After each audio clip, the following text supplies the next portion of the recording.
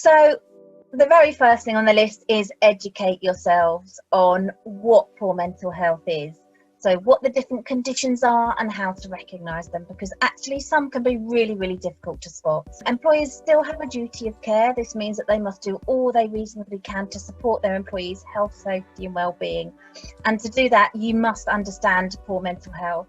So don't be afraid to talk to your employees about mental health. ACAS has reported that 1 in 2 people working from home felt isolated, and 7 out of 10 felt that they were missing social interactions with others at work. For many, this has been the first time working from home, and there have been many challenges for some people, such as lack of contact with others, especially if somebody lives alone, lack of support, perhaps if their managers aren't around and haven't been in contact with them, or juggling childcare and homeschooling as well as working. And then there's also the financial worry. So you might be paying your employees at the moment, but who knows, what will happen in the future, and they could be concerned about job security. So ask how they're coping. Don't be afraid to do that. I think some people are afraid to ask because they're worried about what the answer will be. So as I say, educate yourself so you know how to answer that. So many people will be suffering with some anxiety about returning to normal life. So I think for most of it took a while to get used to lockdown life.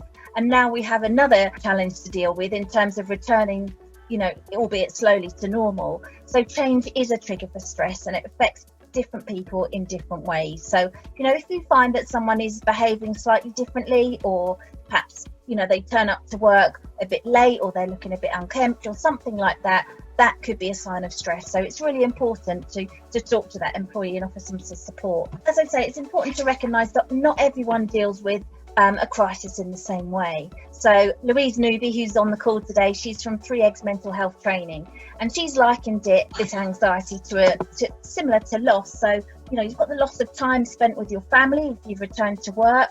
Perhaps a colleague has been made redundant, and in some cases, there have been bereavements. So it's really important to recognise that. So I would urge you to consider developing your team in recognising and dealing with poor mental health, and giving them the tools to deal with it. So it needn't be a costly thing.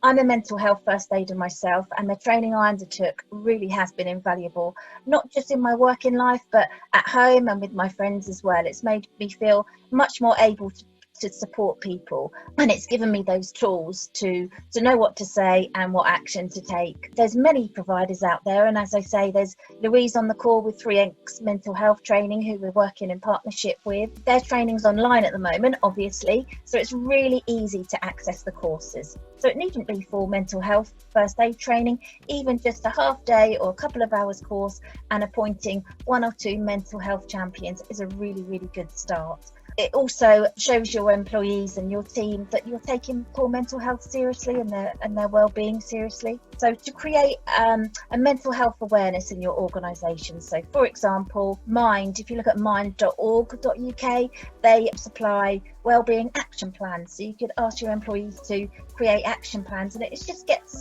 them thinking about mental health in general, but about their own well-being, and putting things in place to help that. Let your employees know that they are supported. So it's not just the poster on the back of the toilet door, it's showing them that as a leadership team that you're not afraid to talk about mental health, that they are supported, and that there isn't any kind of bias in the organisation. So you're not all clinical psychologists, I know that, and you're not expected to have all the answers, but just educating yourselves and your team will help you know where to access further help. And as I say, it needn't be costly. It's really about creating awareness and a supportive environment.